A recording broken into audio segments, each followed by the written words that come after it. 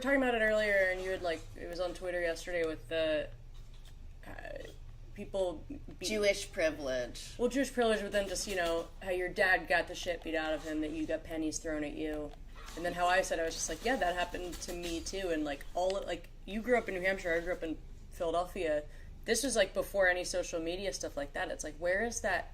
It's the same thing that happened to us in two different areas in two different times. All Jews, especially in non-urban, areas, but or maybe more than that. I feel like every Jew I know has had pennies thrown at them and stuff. And the thing that's heartbreaking about it is they're thrown by other kids, and kids have to learn that shit.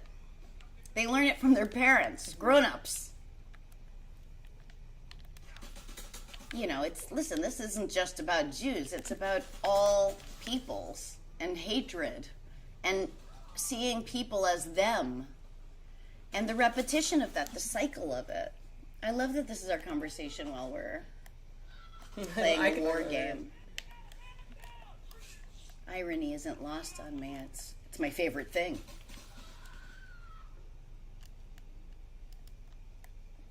Just very... I still am baffled. That was me. I killed you. Sorry. What are you baffled by? I don't know.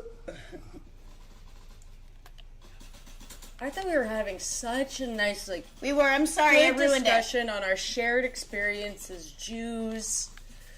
Anyway, what I was saying, same thing as how everyone knew to throw the pennies. Is where did Mel Gibson learn the oven dodger thing? Oh, Where's that? Yeah, well, see, it seems like a simple answer, which is his father's a massive anti-Semite who is a famous Holocaust denier. Uh-huh. But if he's a Holocaust denier, then why would he say oven dodger? That's acknowledging that there were ovens that Jews were put in until they were done. Cooking. I know, I almost went ding. Yeah, I was going to say, I talk about that this op-ed in the New York Times, but really, what's the point? But the guy quoted James Baldwin, and then I read the James Baldwin essay, and it made me sad as a Jew, because he was like, in my neighborhood, we hated Jews, because Jews were the merchants, and they overcharged us, and they were mean to us, and they oppressed us. But then they had this argument that they couldn't be oppressors because they were oppressed. And, it cut me and it made me feel bad. But the truth is, fuck you. The truth is he's right. Because you were oppressed doesn't mean you can't be an oppressor. To the contrary, you'd have to be very mindful, very aware to not repeat that behavior.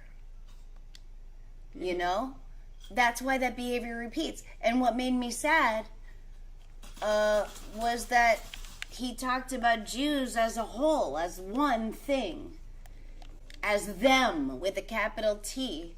And look at that. That's a cycle.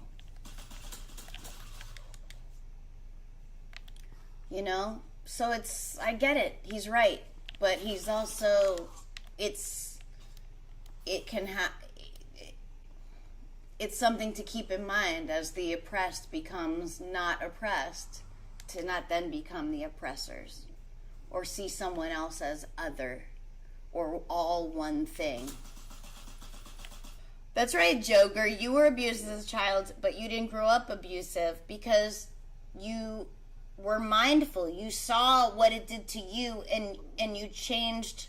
You broke the cycle. A lot of people who are abused become abusers. It's the cycle of abuse.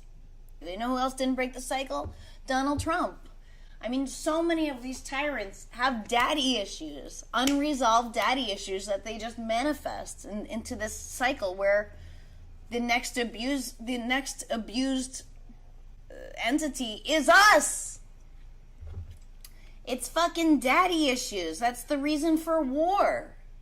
My dad his dad beat the shit out of him on the regular and did not give him love. And my dad broke the cycle physically, but harbored a lot of undealt with anger and rage, and it really ate at him and was scary to be around for many years. And now he's just this fucking coolest, sweetest man in the world. But it's a struggle. It's a comp. It's a it's a comp.